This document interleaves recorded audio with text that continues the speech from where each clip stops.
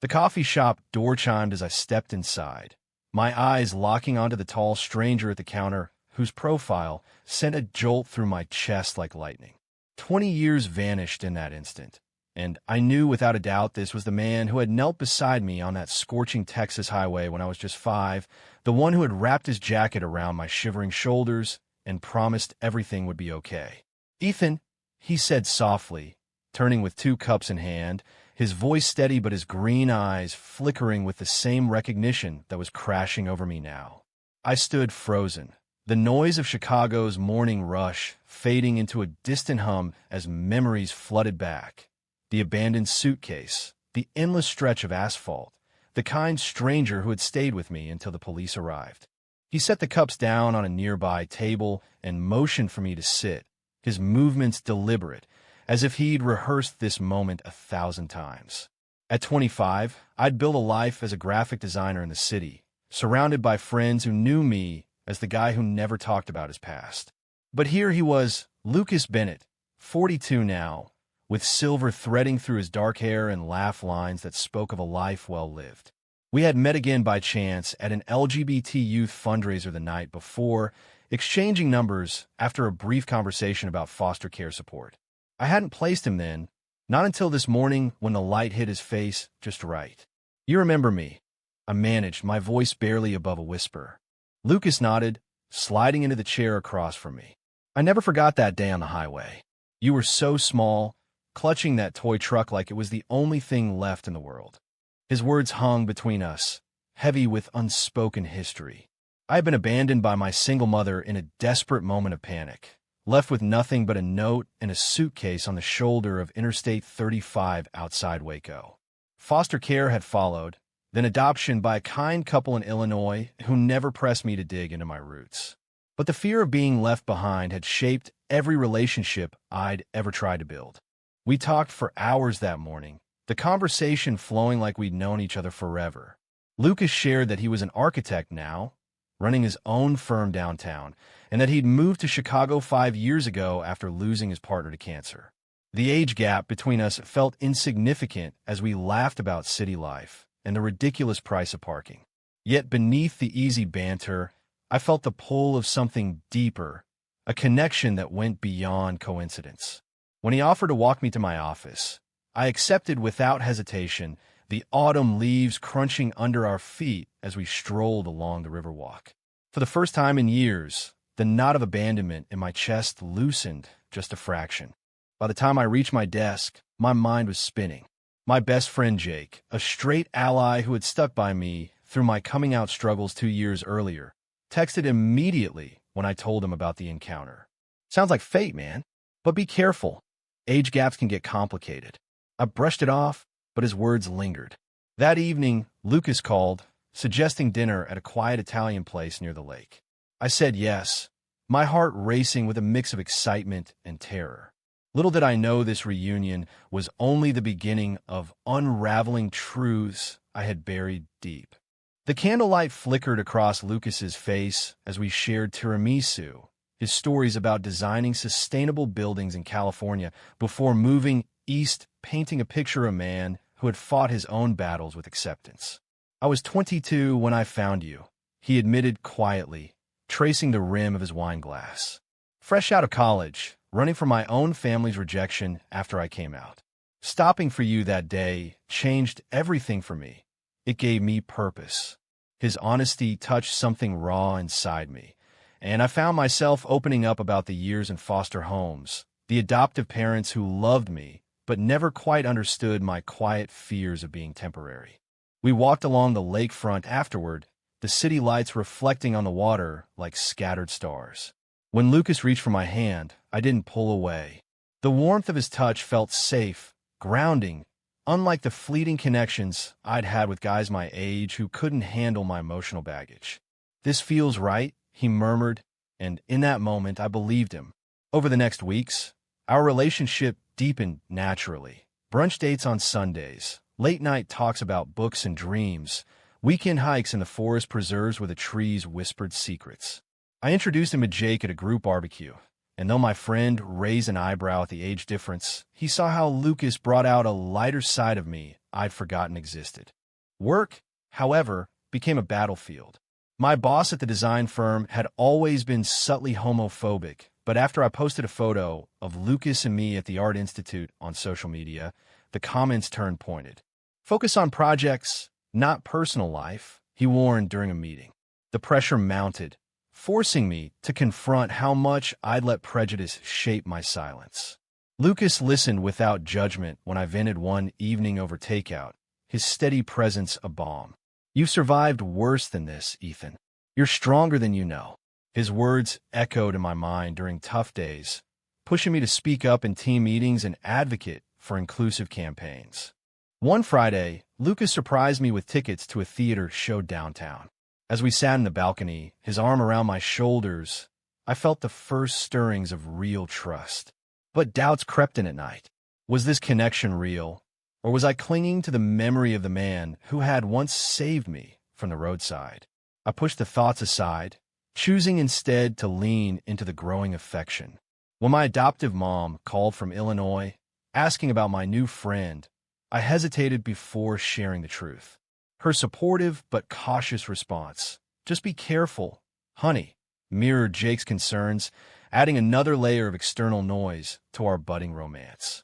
By the end of the month, Lucas and I had fallen into a comfortable rhythm, sharing weekends at his condo overlooking the river. He cooked elaborate dinners, and I designed a logo for his firm as a gift.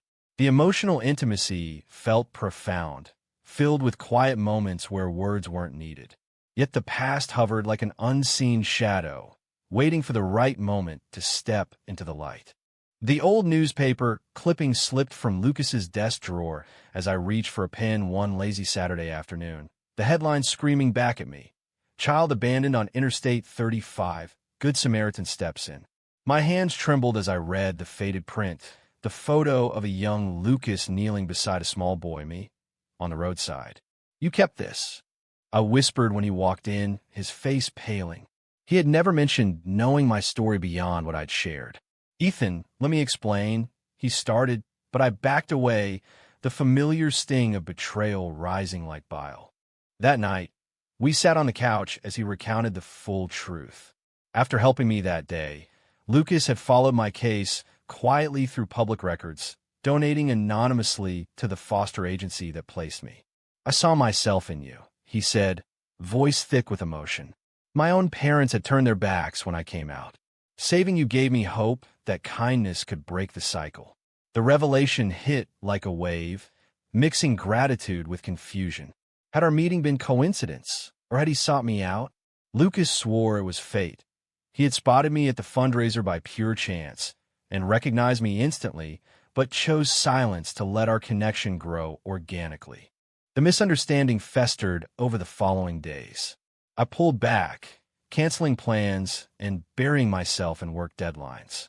Jake tried to mediate over beers, reminding me that Lucas's actions came from a place of genuine care, not pity. "He didn't have to fall for you, man. That part's real." But the fear of being a project, of being abandoned again, once the savior complex faded, gripped me tightly. Meanwhile, an unexpected call from my biological mother shattered the fragile peace. She had seen my photo online through mutual distant relatives and wanted to meet, her voice trembling with regret over the highway incident. "I was young and scared," she explained. "Your father left us, and I panicked." Lucas stood by me through the emotional turmoil, offering to join the meeting if I wanted. His quiet support chipped away at my walls, reminding me of the man who had stayed with a frightened child all those years ago. We talked late into the night about identity and belonging, how both of us had fought societal expectations to live authentically as gay men. The conversation healed some fractures, but the age gap drew side glances from colleagues when I brought him to a company happy hour. One coworker muttered about daddy issues, igniting a confrontation that left me questioning everything. Despite the tension, Lucas planned a weekend getaway to a cabin in Wisconsin, hoping fresh air would clear the air. As we drove north, the open road stirring old memories, I felt the pull toward forgiveness. His hand on mine steadied me, and for the first time, I voiced the deepest fear. What if I'm just the boy you saved, not the man you love? His answer was simple and profound. You're both, and that's why this love is unbreakable. The cabin weekend brought clarity amid crackling fires and long walks through golden woods. Lucas shared stories of his own struggles, losing friends to the AIDS crisis in his youth, building his career while hiding his truth. I opened up about the bullying in high school after I first sensed my attraction to boys, how it had deepened the abandonment wound. Our bond strengthened through these vulnerable exchanges, turning what could have been a breaking point into a foundation. Back in Chicago, I agreed to meet my biological mother at Neutral Cafe, Lucas waiting outside in support. The encounter was raw. She apologized profusely, explaining how poverty and shame had driven her choices, never imagining the long-term scars. "I thought someone would find you quickly," she said through tears. Meeting her didn't erase the pain, but it humanized the woman who had left me behind. Lucas's presence afterward was my anchor. He didn't push, simply held me as I processed. Yet workplace prejudice escalated when my boss passed me over for a promotion, citing distractions. The injustice fueled a decision. I started freelancing part-time, reclaiming control over my path. Friends noticed the change.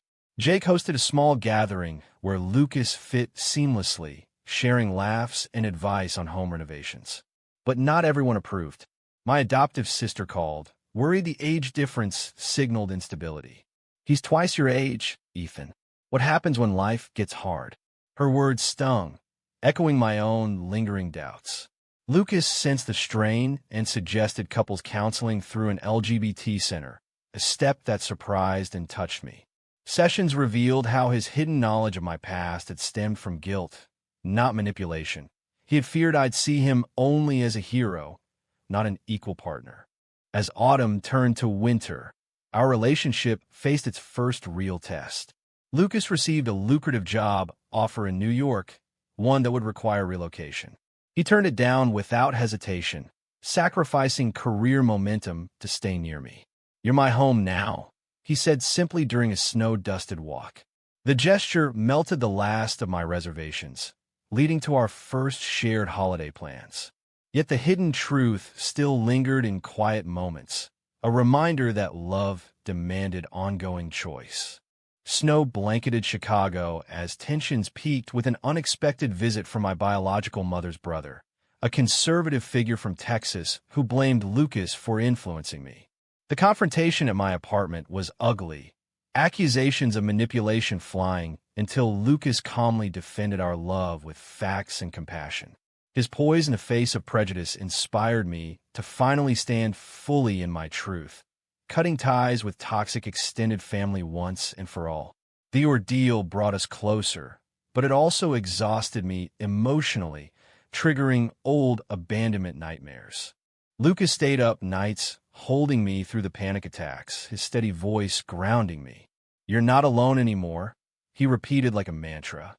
In return, I supported him when his firm faced a lawsuit threat, helping design pro bono materials for his defense. The teamwork highlighted our partnership's strength, turning individual struggles into shared victories. Jake even apologized for his earlier skepticism, admitting he'd never seen me so grounded. The climax arrived during a fierce blizzard when Lucas's car slid off the road on his way home from work. I raced to the hospital, heart pounding with the terror of losing him. The man who had once saved me, now needing rescue. Hours in the waiting room forced reflection on every misunderstanding, every fear I had projected onto our story. When he woke, bruised but stable, I confessed everything. "I love you not because you saved me then, but because you choose me every day now." His smile, weak yet genuine, sealed our commitment. We spent the recovery weeks rebuilding, planning a future that included therapy for my trauma and community involvement at the foster agency. The age gap became irrelevant against the backdrop of mutual respect and growth. Friends and chosen family rallied around us, proving that love could transcend origins and judgments. Spring bloomed in Chicago, mirroring the renewal in our lives. Lucas and I moved into a larger apartment together, blending his architectural sketches with my graphic designs on the walls. I reconciled partially with my adoptive parents during a visit, their acceptance growing as they witnessed our healthy dynamic. My biological mother sent a letter of genuine well wishes, closing one chapter while opening space for peace. At work, freelancing flourished, allowing me to launch an inclusive design collective for LGBT creators. Lucas proposed during a quiet picnic by the lake where we had first walked hand in hand. The ring simple and meaningful, a small compass symbolizing the journey from roadside to forever. I said yes without hesitation, tears mixing with laughter. The wedding planning brought joy and minor stresses, but every decision reinforced our bond. Friends like Jake stood as groomsmen, toasting to found family and second chances. Through it all, the hidden truth of our meeting had transformed from a source of pain into a testament to resilience. We visited the Texas highway once on a road trip, standing together at the spot where it all began. No words were needed. The silence spoke of healing. Our story wasn't perfect, but it was ours, built on choices, forgiveness, and the courage to love openly as gay men in a world that still tested us. True or false? Can a single act of kindness from a stranger on a lonely highway truly lead to the deepest, most enduring love of your life, no matter the years or obstacles in between?